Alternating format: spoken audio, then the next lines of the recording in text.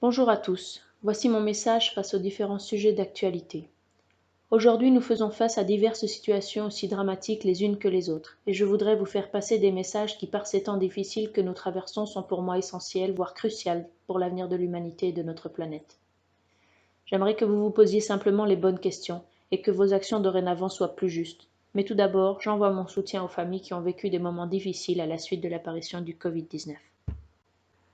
Commençons par le sujet qui est devenu viral, celui du racisme et de la discrimination policière. Une telle haine s'est propagée, mais malheureusement nous avons mal orienté notre colère. Oui, des personnes mauvaises il y en a partout. Oui, le passé a été douloureux et injuste. Mais ne mettons pas tous les gens dans le même panier. Cela continuera tant que certains se considéreront différents, supérieurs ou inférieurs. Nous avons tous intérêt à trouver la paix, car pour quelqu'un qui cherche la paix dans son âme, la mort n'est qu'un bonheur. Et dites-moi, la victime qui se retourne contre son bourreau ne devient-elle pas un bourreau à son tour? Je vous partage quelques citations de personnes qui pour moi sont des porte-paroles d'hier et d'aujourd'hui. Bob Marley. La couleur de la peau de l'homme n'a pas plus d'importance que celle de ses yeux. Ce qui est important, c'est ce que l'homme a dans sa tête.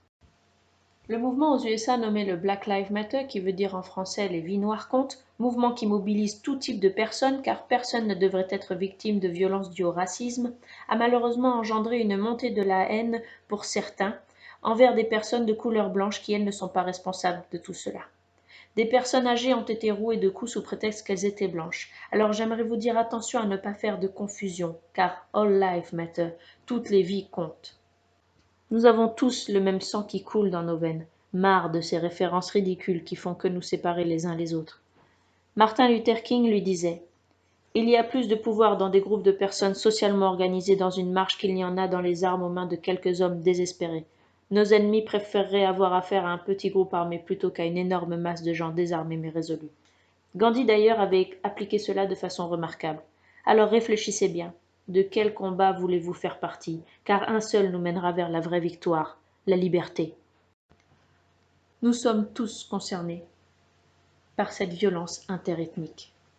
Croyez-moi, toutes ces personnes auxquelles je fais référence veulent que nous soyons solidaires et unis.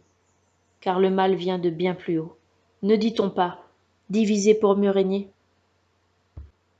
Dites-vous bien qu'aujourd'hui un éveil global des mentalités est nécessaire, car nous faisons face à de l'esclavage moderne. Tous autant que nous sommes, nous avons été manipulés et endormis au plus haut point, tellement que nous l'avions même pas vu venir, et pour beaucoup encore, malheureusement, le sommeil est profond. Bob Marley.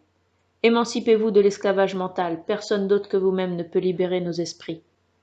L'un est esclave de la luxure, l'autre de l'ambition à n'importe quel prix, et tous sommes esclaves de la peur. Je peux vous dire que certains l'ont bien compris et en jouent à nos dépens. Ils rigolent de nous voir tomber une fois de plus dans leur piège. Bref, tout est à remettre en question aujourd'hui. Une dernière citation de Mark Twain. Il est plus facile de tromper les gens que de les convaincre qu'ils ont été trompés. Alors s'il vous plaît, malgré le passé, tournons-nous vers le futur, un futur meilleur. L'amour et la tolérance sont la réponse aux problèmes pour un avenir en paix, et le sens des responsabilités est l'antidote à l'esclavage d'aujourd'hui. Soyons solidaires dans la défense des droits fondamentaux de l'être humain qui n'ont cessé d'être bafoués ces dernières années. S'il vous plaît.